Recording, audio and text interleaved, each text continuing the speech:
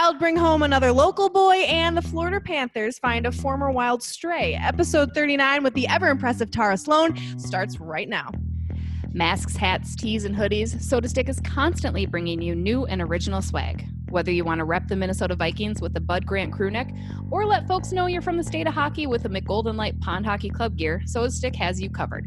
Toss down that Bardown Beauties code at checkout for free shipping on all purchases at sodastick.com, official presenting sponsor of the Bardown Beauties podcast.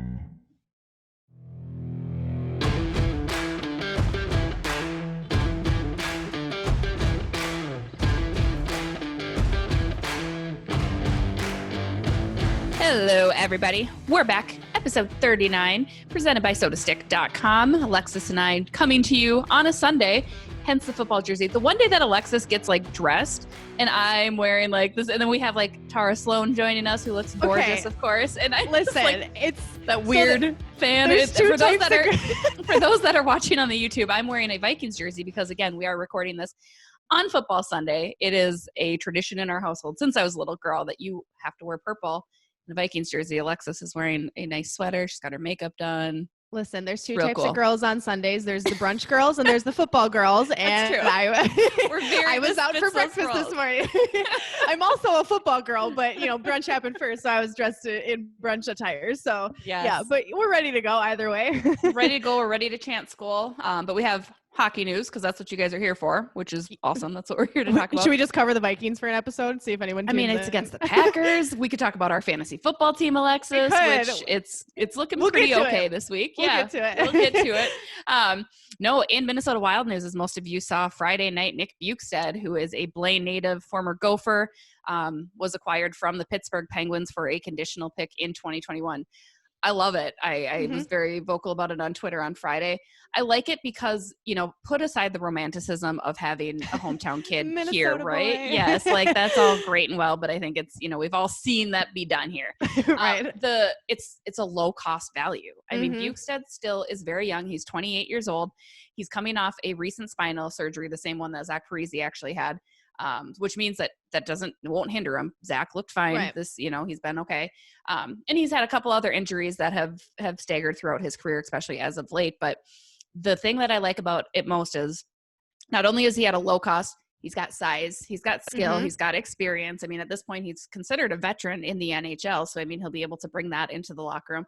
And he's got these leadership qualities. I've interviewed him numerous times over the years, and he's such a great guy, your classic Minnesota guy, right? He's just a really down-to-earth hometown boy who's very excited to play here. But I think he's got these qualities too that'll really help in the locker room, which, as we've discussed, is also very, very important. And it gives the Wild another option up the middle. So whether that be a Victor Rask situation or a Mikko Koivu situation, Bill Guerin was very quick to say, this is no indication of Mikko's future with the team, but that's all he would say about it, which leads me to believe, as we've hypothesized, that it might be the end for Mikko. And Bill's just giving the respect to Mikko to share that information at his time. So anyway, Bjugstad, what do you think? What do you know? What do you like? Yeah, to echo a lot of what you said, I think it's a great signing for the Wild. I think it works for both teams. I don't think the Penguins need a guy like Bjugstad, and the Wild do. And, the Penguins get a nice draft pick out of it. So, and for what the Wild signed him for, it's why not? Give it a shot. Let's see what he does here. As you mentioned, he's dealt with some injuries. If you look at kind of his past seasons, and he hasn't played a full season in forever. But he has had he had one season where he had 25 goals. He had a couple where he almost got to 20. And then recently he's dealt with some injuries and whatnot. So he has the potential. He's done that before. And, you don't need every guy on the team to score 50 goals. You've got if you have a couple who can get above 30 and a handful who can get to 20, you've got a good team going there. So I do think he has some potential. As you said, we always love when the Minnesota boys come home. But I think it's a great deal for both teams. And I'm really excited to see what he does and to play the role that he's going to play here in Minnesota. And hopefully he's able to stay healthy. I think if he stays healthy, it's a real good deal for the Wild. Right. As we said, we caught up with Nick on Saturday. Here's what he had to say about coming home. Yep. This is where I spend my summers. And obviously, I grew up here in Blaine and went to high school there and went to the University of Minnesota. So this is my stomping grounds. I love it here. And I'm just ecstatic about the opportunity. Again, Nick Bjugstad, you're a new Minnesota Wild team member. I see him plugging in probably third, fourth line. Again, it's not the signing itself isn't going to change the team dramatically. It's not, and I don't think it's meant to. It's just giving them a little bit more depth of the middle, as we all know, one of the weakest spots. So it's cheap. I mean, it's good. There's nothing bad. His contract actually expires at the end of this next season. So if it doesn't work, it doesn't work. Pittsburgh retained half his salary too. So it's really, I mean, it's a good move by Bill Guerin. Who I know is excited Billy to G have knows him because yes, he coached him. And not only that, he actually coached Nick when he was a kid with some different international teams, the Team USA. So I think Bill likes him. He said he's got a great skill set, and he hasn't reached his peak yet. I mean, he never really, like you said, there was one season in Florida where he had, I think, 27 goals. And there's still more there. So, I mean, he could turn out to be great. Galchenyuk, maybe another kind of one of those guys that might find his groove here again. So I know Nick is very excited to be home. They actually just had a baby on Labor Day too. So they've been here in Minnesota. He's like, it's nice busy not week. to have to move. Yeah, exactly. So welcome to Mr. Bjugstad. We'll be sure to try to get him on the podcast at some point in time this season. Other news from kind of wild news, Paul Fenton. He who should not be named, sounds like he'll be joining the Florida Panthers. Speaking of Florida Panthers and that connection then too. Segue. He will, yeah, great segue. He's headed that way. So interesting move, not in a head GM spot or anything like that. I think it's assistant. And his son, PJ, will also be joining him, leaving the Minnesota Wild. So that's all there is to it. I just figured we should tell it like it is. I was going to say, do I have to comment on that? Because I don't, maybe we should just keep moving on that one. Yeah. I think that if you want to know how everyone feels about that, just go to Twitter and type in his name. Right. Let us know what tweets out there. I mean, good for him to find another job again. I don't want to say, we may have had our differences here in Minnesota, especially as members of the media. But you never want to see a guy's career completely ruined over anything. And at the end of the day, fits just aren't good fits. Like you could be a great player, you could be a great coach, a great GM, whatever it may be, and it just might not work out with a certain team. So sometimes it's just a matter of finding that right fit. And obviously, we wish him the best of luck in Florida, and we'll see what he does when he's down there. Right. Probably not try to take Kevin Fiala up here or anything like that. Like that's. I swear to God. So. I mean, but see, we always have to go back and give him credit there. Like that turned out okay. We got our game breaker. God. So yes, best of luck to him down in Florida. It'll be interesting to see how the Panthers do, because the Panthers are a team that they're kind of on this weird cusp. Like they could be good. You have a lot of talent on that team. Right.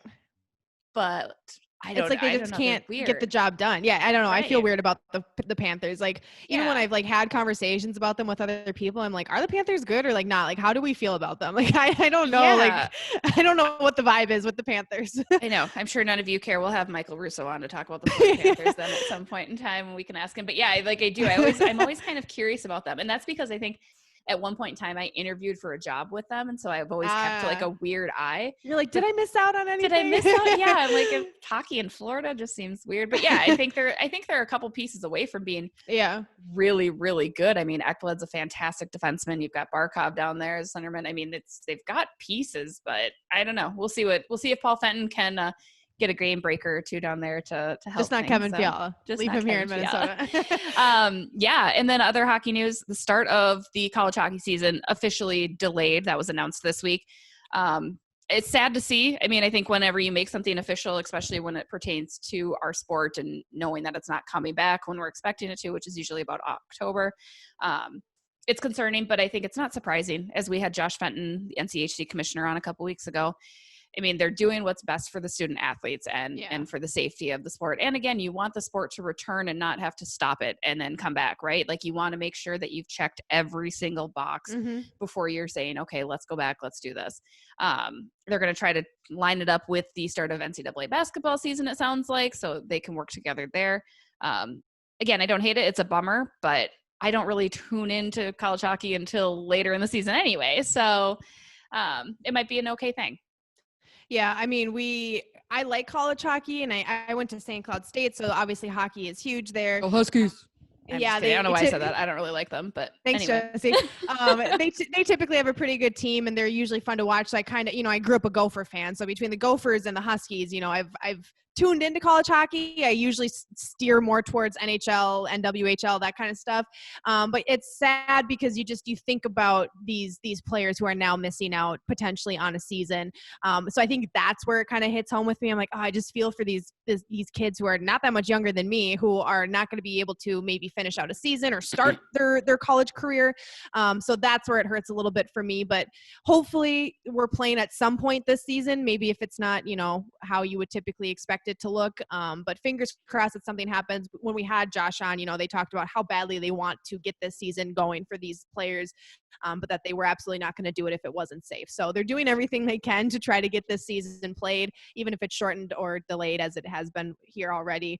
And so, yeah, fingers crossed for everybody over there as they get that figured out. I'm sure it's just a mess trying to plan that out. So there's so many different variables, as we discussed. Again, go back and listen to our episode a couple weeks ago with Josh for for more info on that. And we'll keep tabs on college hockey. We still want to talk college hockey. There's still things to talk about. So we'll continue to carry that throughout the season. But that's your official news. Dumba winning the King Clancy. I guess technically we didn't cover that last week, but that happened a little bit ago. So congrats to him. That's about it. Do you want to talk our fantasy football team quick before we go into break? Let's talk fantasy football. Let's do it. Your official fantasy football hockey podcast. We can. Well, I think we can, right? I mean, we're killing it. I'm in 3 leagues. You're in 4. I'm in 3 as well. You're in 3 as well. All right. So what's your favorite team? So we have one together. You and I are in the Bardown Beauties one, along with the 10,000 Takes guys and a couple other members of the Minnesota media, which is pretty fun, pretty exciting. Yeah. I like our team there. I think they're pretty good. Let me just break down how my draft. My headphone just fell out of my ear. Let me just break down how this draft went for me, because the first draft I did was just with my friends, and I drafted while I was waitressing, which, let me tell you, was an entire mess. But I managed to get a team drafted, and I'm actually pretty happy with it. So that one I'm excited about. The second one is with my coworkers at the restaurant I work at, which that one, shout out to the 10K Takes guys, because I missed that draft because that podcast recording went so late. So that team is entirely auto-drafted. Nice. So not probably your best team then. Honestly, watch me win that league. Yeah. But our fantasy football draft with the 10K Takes guys and the other Minnesota media, I'm really excited about that one. I think we got a good team. That one's going to be fun. I told the guys on 10K Takes, I was like, it's going to be fun just to kind of chirp each other on social media over the course of the football season, because we're always on social media talking hockey and reporting and whatnot, but we miss each other. Throw some football in there. Yeah. So I think it's going to be fun. I likewise, I'm in 3. I'm in the 10,000 Takes one with you, Alexis. And then I actually had a draft at the same exact time. She was killing it. That one. Props, Jessie. Which would have been fine, except I was getting confused switching between tabs, because they're both ESPN leagues. The other one is this all-girls league. And I've been doing for a couple years. I drafted Lamar, and I drafted. Yeah. Why don't you tell them the debacle of the quarterbacks in your all-girls league, Jessie? I have Patrick Mahomes and Lamar Jackson both on my team. Okay, and before you criticize me, tell them which rounds you drafted them in, though, please. I need everyone to know. First and third. They were first and third, I think. No, I think second. I think I got Mahomes in my second, and I wasted a third pick. But I'm trading him. I'm working on trading Lamar Jackson because I could use a better tight end or a better receiver. But yeah, Jessie. Nobody else has him then. You know what? I hope Lamar puts up 30 points on my bench today, and I can just laugh because somebody – I hope – if the girls league are listening, that's fine. I apologize in advance. Tom Brady went before Lamar Jackson did. That's kind of the knowledge in this girls league a little bit. I'm probably the most sports knowledgeable in that group, and it took a long time for me to tell them that I actually work in sports, just because I didn't want to have an unfair advantage. But right. That's kind of what they're looking at. They'll draft a defense in the 5th round. That's ooh, no, what are you doing? Gotta get in early on it. It's well, kind and of Jessie and I. We were doing the draft for the 10K Takes over Zoom, because it was a Wednesday night or whatever. So we're on Zoom, and Jessie's doing the 2 drafts at the same time, and I'm getting ready to leave for the night. So I'm doing my makeup, doing whatever, and I just hear do every second. I'm is that us or is that your other one? I don't even know. I don't even know. I do not recommend that. I thought it would be okay. It was horrible because I'm it's like, just oh like, shit, we're wait, on the which one clock. is No, this we're not one? on the clock. Yeah, we we're have not on the 5 clock. minutes. It's so stressful. We got it done though. I think it turned out to be a pretty good team. We did. So. Yeah, exactly. And then my other league is also my work league, which is usually pretty fun. Our boss will actually match the winnings in the pot or whatever. I'll pay 25. Yeah, get a little money. That one I most recent. I won second place last year, and then I won third place the year before. Then I was a champ 2 years in a row. So wow, that's my butter. That's my bread and butter. That's the one I put a little bit more stock in, just because again, it's a lot of money on the line for that one. I think all of the ones I do are just bragging rights. Actually, last year was the first year I ever did fantasy football. It is important because then you have a whole off season to roast everyone else in the league that you won. So this is only my second season doing fantasy football. I've watched football forever, but I've just never participated in fantasy football until last year. So it's the best way to watch football. It's so fun. Like I care so much about more teams other than just the Vikings. You know, like you watch the Vikings always, and that's fine, but it makes it a little bit more fun to follow along with. And so 10K takes if you're listening, you're going down. Yeah, exactly. This week we're against Minnesota Sports Fan. We're gonna beat you. Next week we're gonna beat the Star Tribune. I mean, I think it's an undefeated season. If you ask me, let's go. Hot take. Yeah, Deshaun Watson, you're my boy. Please don't screw this up for me.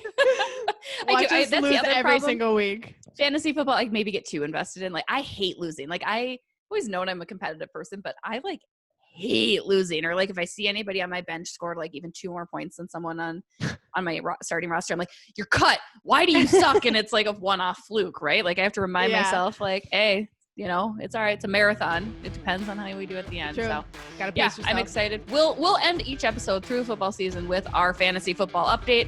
Currently, right now, we are winning. So that's nice for this week. 20 points again, Deshaun Watson. Let's go. Lego. We're going to take a quick break, though. When we come back, Tara Slone of Sportsnet joining us. Stay tuned.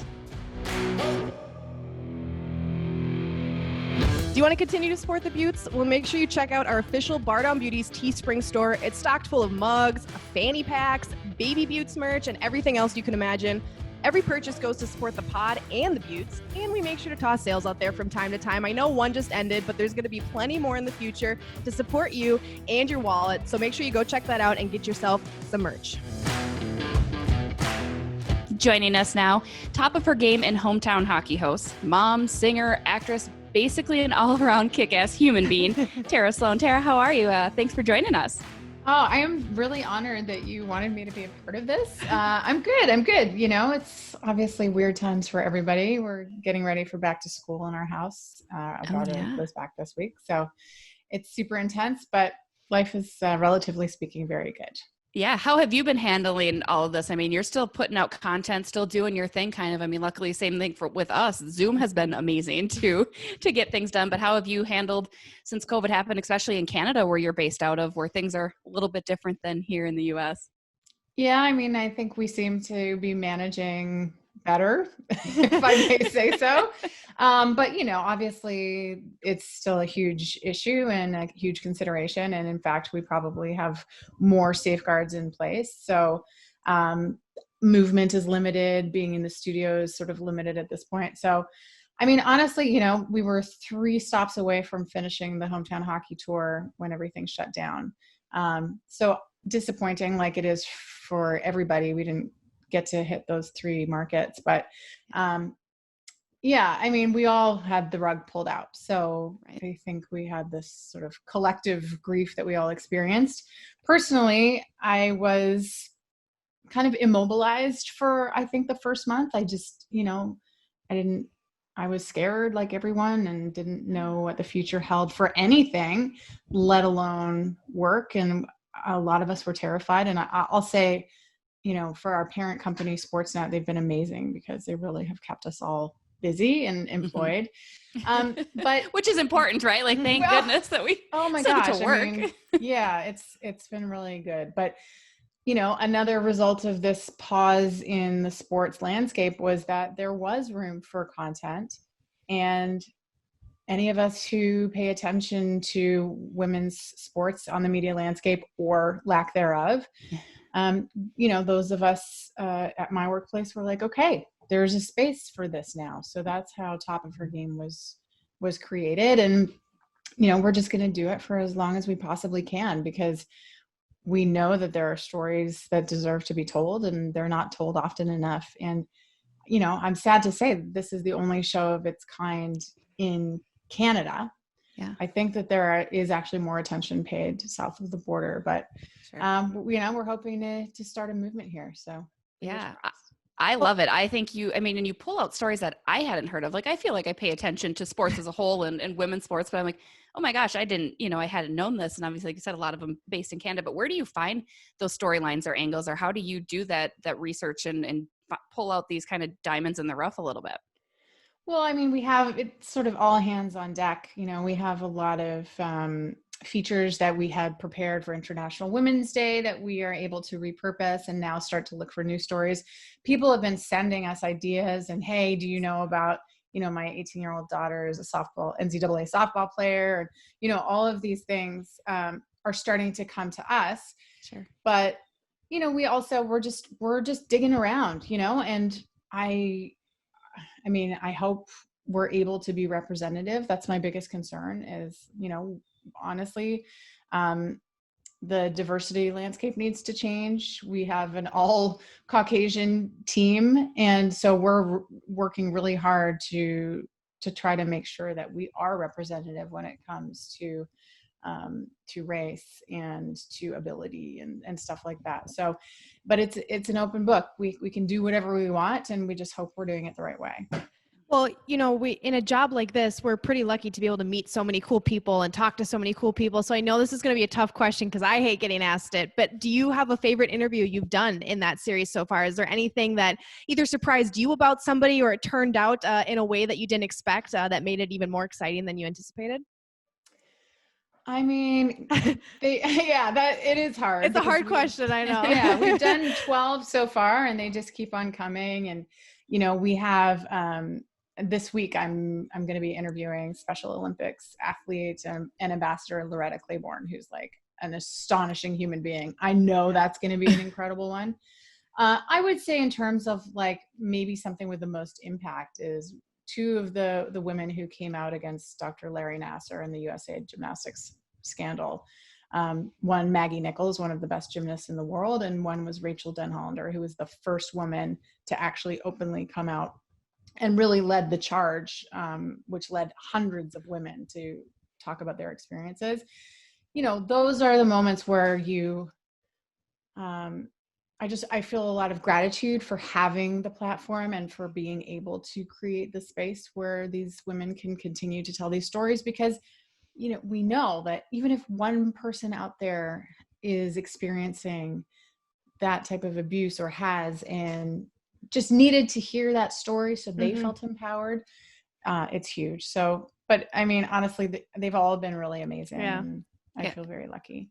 You just talked about that. You do have such an amazing platform, just even from your acting and your singing history, and now with Sportsnet, and you use that for such good. That's something that's always just been beyond impressive to me, right? Because as women, I feel especially we're told to be quiet, say yes, do kind of toe that line, and in sports especially, but you've really used your platform, not only with Top of Her Game, but also just talking about things that you see and calling things out as is. How did you get that confidence and know that this is what we need to do, right? Because it takes a little bit of bravery to do that sometimes in our social media world, where people are quick to come at you. I don't want, Logan Couture, for instance, as you were. Yes, right. Yeah, no, it's scary. I mean, it continues to be scary. I saw Kim Davis from the NHL a couple of years ago talking about her approach, and she sort of referred to where she is in life as being on the back nine. So, she's accomplished a lot, and she's like able to look with retrospect and look forward. And, she basically talked about being at this point in life as, her purpose is just being outspoken and creating change. She calls herself a change agent, which she is. And, I don't have any delusions about the impact I can have, but if I can have a little bit, I am at the point in my life where I feel like I have enough experience, I have enough privilege, I do have a platform. And luckily now, again, in my workplace, I do have permission. There was a time when I was expecting a phone call from my boss because it wasn't clear that we were allowed to speak our mind the way that I sometimes did. But now we're very supported. And so, yes, it's an ugly place, social media, but I do feel like it's my responsibility at this point. I've always felt like I wanted to fight for equality in my life, even when I was a kid. Mm-hmm. And, you know, I always approach things with, will I regret not having done something? And for me, it's, will I regret not having spoken up? And the answer is yes. So I do, but sometimes it's terrifying and sometimes it gets me into trouble. You know, isn't it kind of crazy too? I think Alexis and I talk about this all the time because we certainly have tried to use our platform for the same thing, right? Especially when it touches home here in Minnesota, for instance, and in diversity. And again, it's like, we're all human. Like we should be able, I shouldn't have to hide and tell you, I think this is wrong or this is wrong to do things that way. And it's crazy that, you know, you've separated your personal life and your business life a little bit, but there are certain things that, especially in sports, we've discovered it's more than sports. Sports don't matter at this point, right? It's about human rights and human justices and social justices. And like you said, making a change. So I applaud you for that because I think it's given us the courage to continue on our path and say, hey, no, we want to talk about this. If you don't want to listen, that's fine. You don't have to, but it's very important to put it out there a little bit too. Well, and I feel like, you know, especially with the Logan Couture incident, for people that don't know, can you, I mean, I saw it on Twitter, so I saw firsthand, but if you could share San Jose Sharks, Logan Couture, and you had a little bit of an exchange about politics. Yeah. Well, I mean, I guess it's hard to make the story short. But I mean, the gist of it is that Logan sent out a tweet saying that he had been in Toronto and somebody had sucker punched him the night before for talking about Donald Trump. So there were a lot of people, rightly or wrongly, kind of questioning his politics as it pertained to his support of Evander Kane in the sort of Hockey Diversity Alliance movement and, you know, racial justice movement. So I liked a tweet where somebody had kind of called that into question. I didn't retweet it. I didn't say anything. I just liked it. Yeah. Which, for me, you know, in retrospect is like, okay, actually with the platform that I do have, there is a power to that. There is sort of a tacit endorsement when you click like. So it gave me pause for thought, but I liked a tweet. Logan saw that I liked that tweet. I always forget that people can see what you like sometimes too, right? Like now it pops up like so-and-so liked this. Like, why do you need to know that? Yeah. I mean, he doesn't follow me. So anyway, I don't know. I guess he was, you know, he had already been sort of attacked for his sort of Trump support. So he wasn't in a great place. It's clear, but he didn't like that I liked the tweet, but he called me out. He called out my employer. It was just altogether not a good situation. Yeah. I mean, I don't think it made him look great. Like he didn't get a lot of support on Twitter, although, you know, he did rally his own troops and I got skewered by some people, which is, you know, those are the people who aren't going to like me anyway. The people who think I'm a, you know, feminist, toxic, whatever. I'm a man hater. Yeah. I'm the reason that hockey's ruined, whatever they want to think. Whatever it is, that flavor of the week, right? Right. But what I did find was that, you know, there is a supportive community on social media. And of course we're spread out across North America for the most part, but the world. So, but there is a community and people like you and a lot of other women in hockey and a lot of other people in hockey were like totally on side. And so I felt really good and I felt really cared for that day because it did blindside me. I mean, when, you know, the captain of the San Jose Sharks takes you to task in that way, in a very public manner, it hit me. Yeah. Anyway, I don't know what happened behind the scenes, but ultimately Logan regretted that and he called me. So I appreciated the gesture. I'm sure he learned a lot about social media that day. Yeah. And I'm sure the Sharks PR people also were like, hey, Logan, we need to chat real quick. Yeah. I mean, it was just obviously a knee-jerk moment for him. And so, you know, we're fine, but it's just one of those things when you put yourself out there you have to be prepared to take it sometimes. Well, why do you think that having a platform, why is it so important for people who have platforms to speak out? Because I think there's a lot of people who see people with platforms, whether you're on TV, whether you're an athlete, whatever it may be, who say, just do your job. Don't worry about don't talk about anything else. Just do what you're supposed to be doing and move on with it. Why is it important to fight back against that and say, no, that's exactly why we should be talking about these things, because people are paying attention. What is your thoughts on that?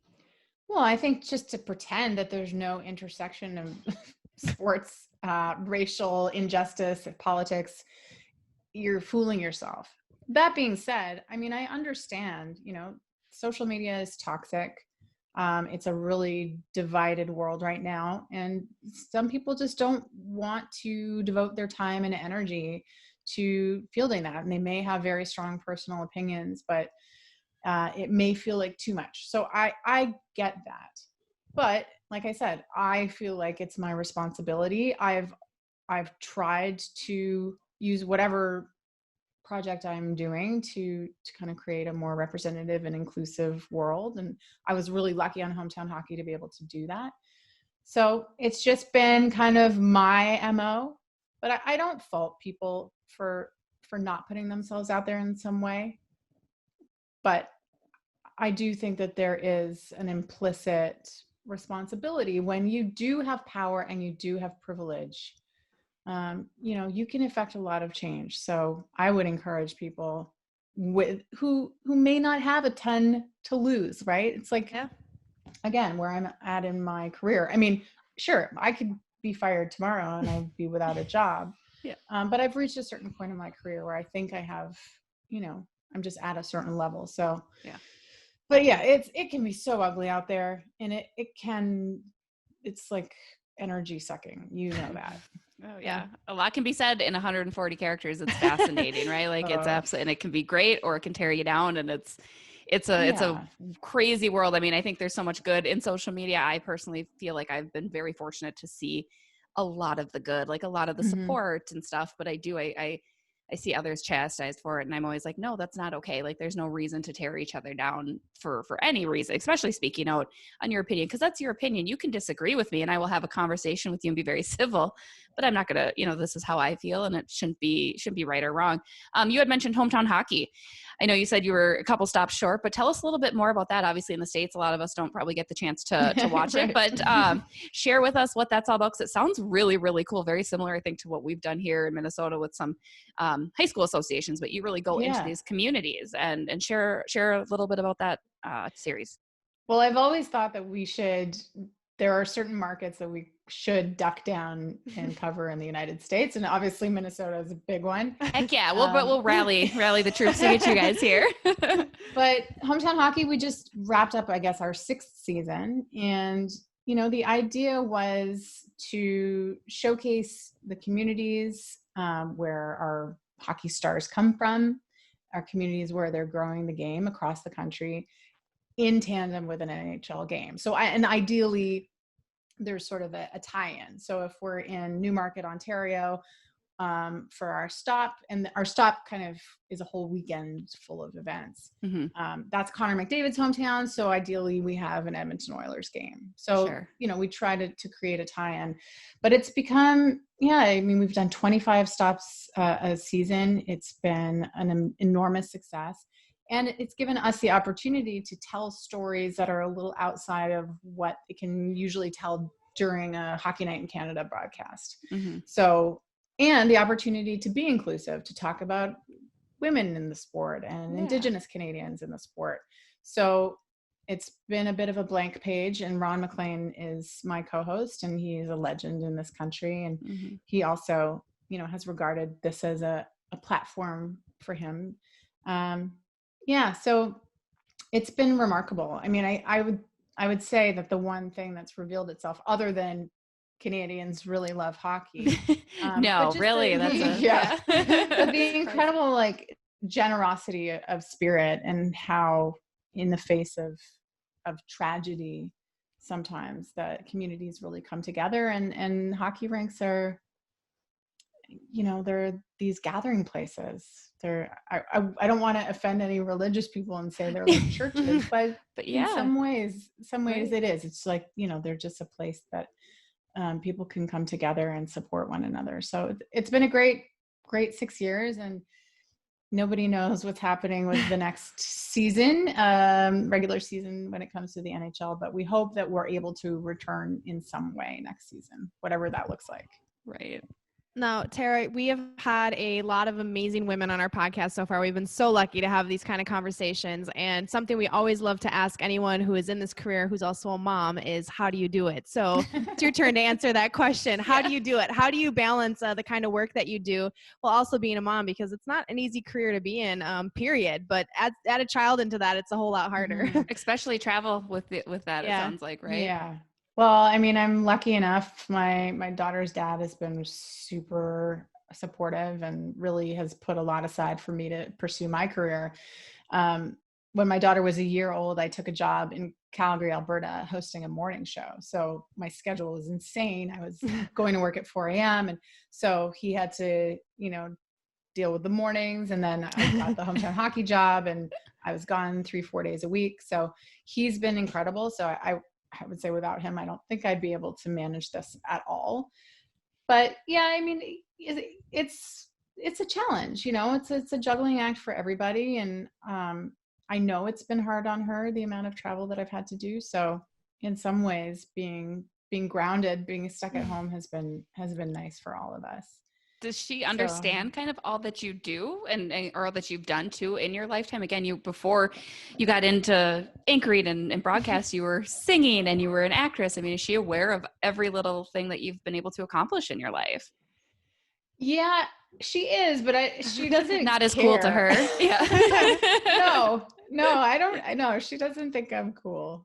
No, I try to get her to watch my shows, and I think she's like, okay, but did you ever interview Shawn Mendes? Like that's like that would she would think that was cool. So if I ever talk to somebody that she's heard of, right, it's neat. But I mean, I think at the very least, I hope that I'm modeling, the path of a strong, independent, career-minded woman, and that's an opportunity for her, and the world is her oyster in that way. So I hope that, even if she doesn't think I'm a TV star or a rock star, that she at least can look back and say like, yeah, no, my mom, she had a career, a real Is that career. becoming more apparent now? You mentioned she's 11, right? So it's like, are you seeing now, like you do get to make that impact and you get to be this kind of role model? Because I think as moms, we forget, sometimes you get so stuck in a mom role that you forget about your passions and your career and the things that you want to do, and how, yes, it's tough for the kids, but at the same time it is, like you mentioned, she can look up to say, wow, look at what my mom did, and she forged ahead and did it anyway, and she did it her way.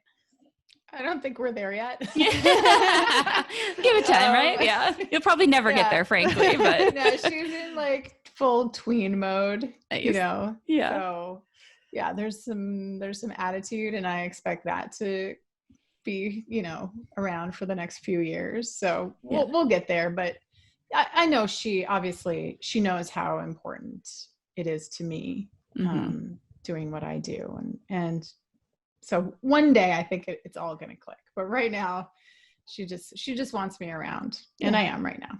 Right. Well, we all know that we have no clue what the next season is going to look like, what the next year is going to look like, what anything is going to look like. But do you have any fun projects coming up? I know you mentioned you've got an upcoming interview here you're looking forward to. Anything that you want to share with our listeners that you hope they tune into? Any fun projects going on in the near future? Well, top of her game is the show that I'm doing right now. It's weekly. It airs Sunday mornings on sportsnet up here in Canada, but everything gets put out online on Mondays. So it's, we're going to keep going until they tell us to stop. And I do think that, there's a lot of momentum, and we would like to expand in whatever way we can. But even when hockey returns for its next season, I would love for this not to go by the wayside. So yeah, sportsnet.ca, all of the episodes are there. We've done 12 so far, and they're going to come in weekly. So I'm excited about that. Yeah, and lots of little things come in, but yeah, just pay attention. I'll put it all on social media. There we go. What's your Twitter handle for those? We'll tag it, but obviously for those listening that don't know. At Tara Slone, TaraSlone. There you go. Well, perfect. Well, be sure after you check out the Bardown Beauties episode, go over and check out her game, top of her game. It's really awesome. It's very cool. Some really interesting storylines that, again, I had no idea about. And it just reminds you how many tremendous women there are in this world and the things that they're doing. And it's really impactful. So again, Tara, thank you so much for joining us. We really appreciate it. We'll have to get you back on once the hockey season starts up here. Yes. Pray. And thank you for doing what you do. I mean, I just think it's huge and so important. So yeah, keep on doing such an incredible job. For sure. We're going to take a quick break. We'll be right back. Don't miss a beat with the Beauts. Make sure you're subscribing to Bardown Beauties podcast on YouTube, Apple, Spotify, wherever you listen to podcasts. Once subscribed, help us grow by rating and telling us what you think about Bardown Beauties. We love bringing you fresh eps each and every week and need your help to reach new listeners and new heights. Appreciate your love and support. You're a Beaut. And we're back. Thanks again to Tara. She really is so amazing. Like every time I see the different content that she's putting out and just kind of everything that she does, I'm just so far and away amazed by her. Like it's just a really cool thing. Like she really is an inspirational woman to follow after. I mean, dang, I want to be a singer, actress, and then switch over into hockey and just, do it all. Like she's crushing everything. And her resume has to be like 10 pages long. Like, yeah. And even when I don't know if she said it before we started recording or not, but she's like, I can't believe you guys wanted me on your podcast. And we're like, you're like, what do you mean? You're so much cooler than us. Yeah, you're so much cooler. Do you just want to take over the podcast? Like Jesse and I can go do something else. Like, right. We just want to be in your presence. No, she's so, and then she's so nice to boot. So thank you. Thanks to her for taking the time to join us again. Be sure to check out her podcast and all the content that she puts out. It really is really cool. So thanks to her. Now, without further ado, Alexis is going to take a dive back into her childhood diaries, which I'm glad they made the move over to your house too, right? Like you have all the diaries in your new apartment. Yep. Nice. I got everything in a box. We're good to go. Yep. Perfect. I loves it. Without further ado, here's Dear Diary with Alexis. Wild versus Oilers, October 14th, 2010. They played like a good NHL team today. Not that they aren't. Some people just like spreading rumors. Savage. And that's Dear Diary with Alexis. Seriously. We call that a pre-Twitter subtweet. Yeah. That's what that is. A pre-Twitter 100%. subtweet. 100%. Epic, as always. Well, guys, that's going to wrap it up for us this week. Thanks again to Tara for joining us. Thanks to sodastick.com. Don't forget to check out Minnesota Hockey Fights Cancer. They've got some really cool things as we're partnering with them to get different stuff going. There's some merch that benefits the fight against cancer, so be sure to give them a look as well. And our Teespring store, don't forget that. And then subscribe, rate, share, all the good stuff. Those are all of our plugs at the end. Yeah, did we hit all of them? I think so, right? We all of should our just social media pre-record channels. that and just play it at the end. It would be so much easier. You know what, Fred, we're going to do that. Fred is taking his lovely wife, Kelly, out on a date today. So I'm glad that happened. That's why he wasn't joining us. So Fred, if you can get us to record that, we'll do that for you. That'd be great. Yeah, you owe us one after missing the this podcast week. Right. Yep, exactly. He's probably, I can imagine him editing this right now. He's just rolling his eyes. He's probably he's probably going to cut all of this. This isn't making a podcast. He's like, screw these girls. This is dumb. You're dumb. You suck. So be sure, again, thank you to everybody for listening to us all the time. We truly appreciate it. If there's anything you guys want to hear, drop us a line. We're always interested. We've got lots of stuff cooking. So stay tuned. Tune in next week. Have a good day.